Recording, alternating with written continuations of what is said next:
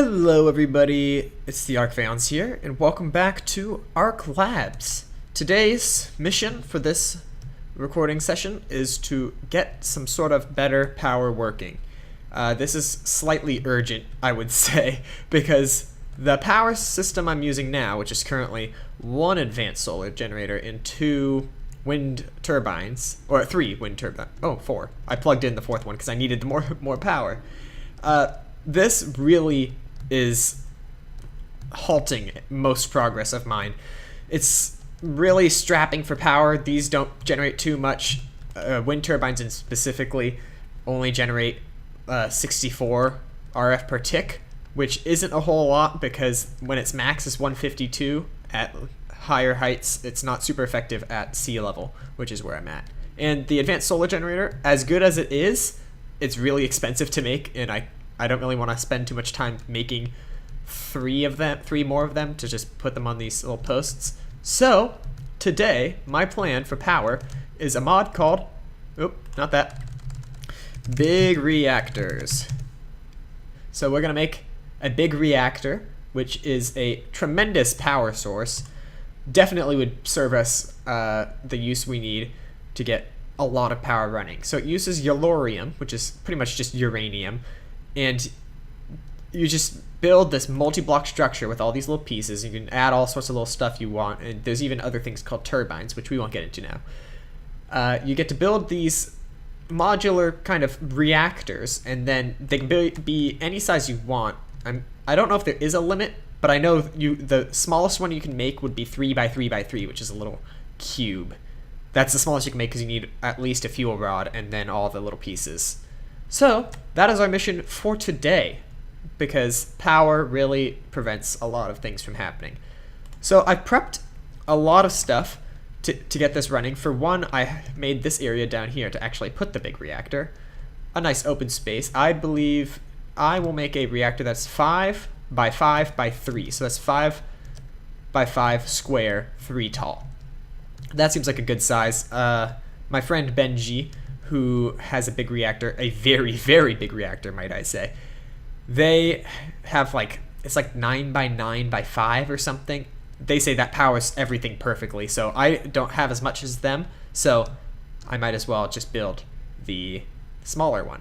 So I've prepped some stuff like graphite, which is a main component. I have cooked up yellorium, which is here, this green bar, greenish yellow. And then there's glass you need and redstone and stuff. So the things you need for a big reactor would be, you need fuel rods, you need reactor casing for the edges, reactor glass for the walls. I think you don't have to choose reactor glass, but I like it more because you can see into it, see a little bit what's happening.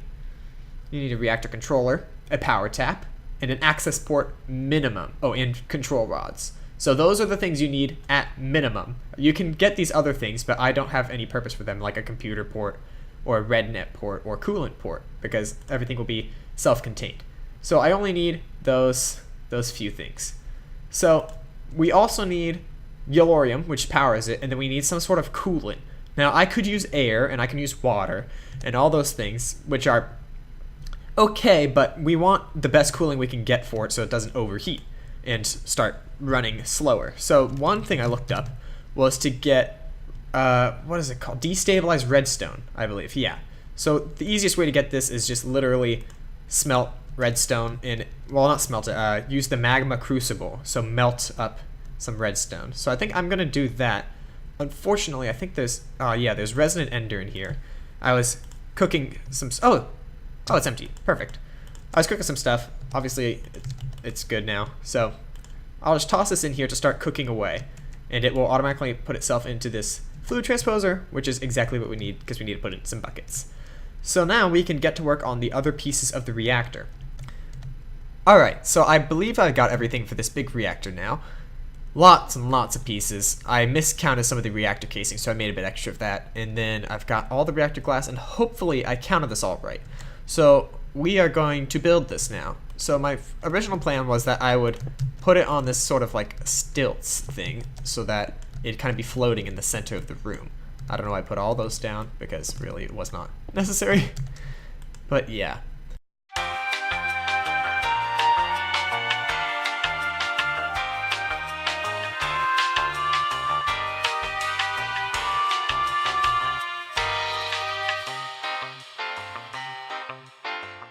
So that is that, and then we just, oopsies, fill this in.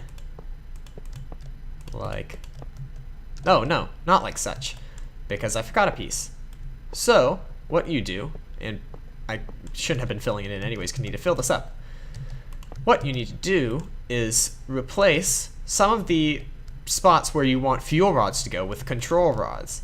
Now, I'm personally am not super sure about what the control rods are for, like literally. I know they just have to go above the fuel rods. So this is the design I currently have an idea for. It's a little bit weird shaped, but I'm gonna do it like that, I believe. So I'll need to put no, not power tabs, control rods on top of each of these fuel rods, for whatever reason. And then in these other spaces, which I need to still fill in the walls with reactor glass, I would need to fill it with coolant because, oh, I hope this, oh, it does, okay.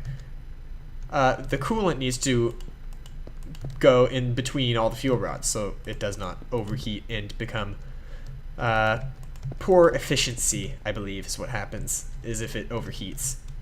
So first, you also want to put the reactor controller, which is how you would control it all, the access ports, which I'll put on either side, and I think if you hit it with a, no, you just click it like that.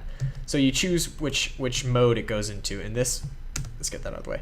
So inlet mode sets access port to inlet mode. Port will accept items from pipes and ducts. I'm not going to pipe anything in because it's really not that necessary.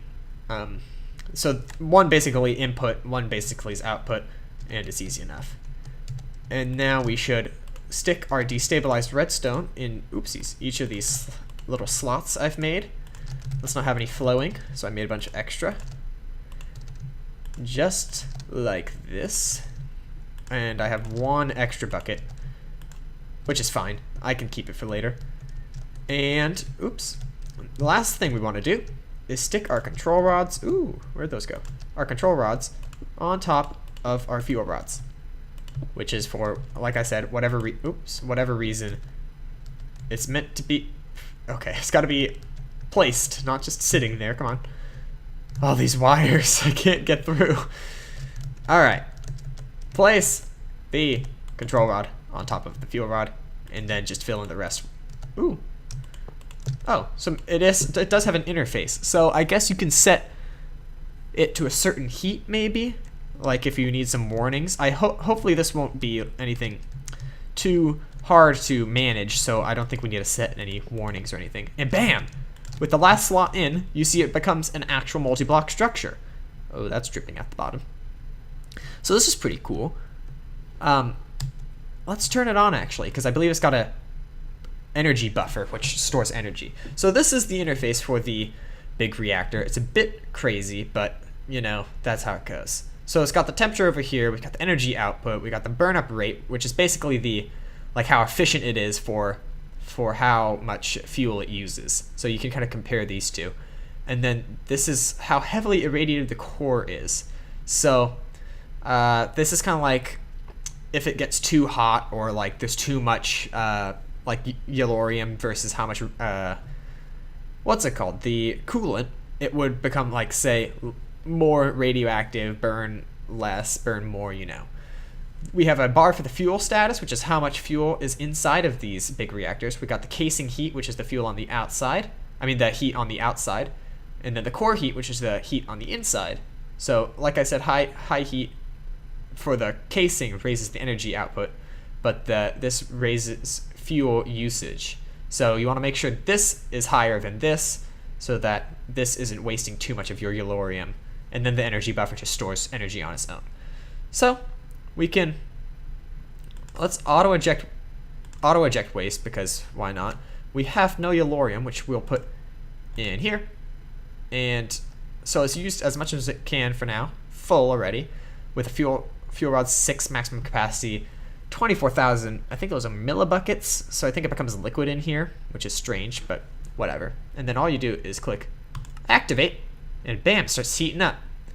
So I personally am not super sure how efficient my reactor is in particular. This is getting pretty hot already, but destabilized redstone is a good coolant, I do believe.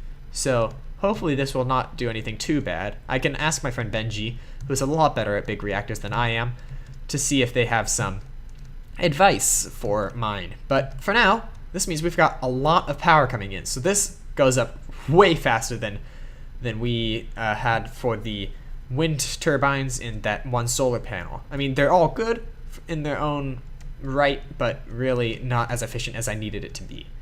Now, the last thing I completely forgot about is a power tap. Now, this is the most important part, so I'm going to turn this off so I don't destroy anything. Turn off the reactor, and then stick the power tap in somewhere so that we can actually get the power out of here. So I think back here seems to be a good spot. Oh my gosh. Destabilize redstone. Okay. So now we have a way to get power actually out of the reactor, which is what we really needed. I wonder if it lost all the power that was in there. No. So that happened to save it, which is really nice for me, because that would have been a bunch of wasted fuel. And this is cooling down. So like I said, I'm not 100% sure how good this reactor is, but I hope it's not horrible. So all this is working. We have our new fancy Big Reactor. In fact, Benji logged on recently, so I might ask them about mine, see how efficient it is, they would say, compared to theirs, you know. There's better tiers of coolant. I think Resonant Ender is the best. As you saw, I was making those buckets, but I wasn't making it for the coolant specifically, because it's a bit expensive. I would need, what, 6 buckets? Yeah, 6 buckets of Resonant Ender, which would be 6 times 4 Ender Pearls, which is, like I said, expensive, so I didn't really want to do that. So, thank you for joining me in this quick episode or recording of Ark Labs, where we set up power, because really, if I wanted to do anything behind the scenes for you guys, it would really get stunted with this power really being a pain. I would run out so quickly, everything would start running really slow, and it was kind of just hard to do anything. So thank you for watching, and I hope to see you guys next time. Bye!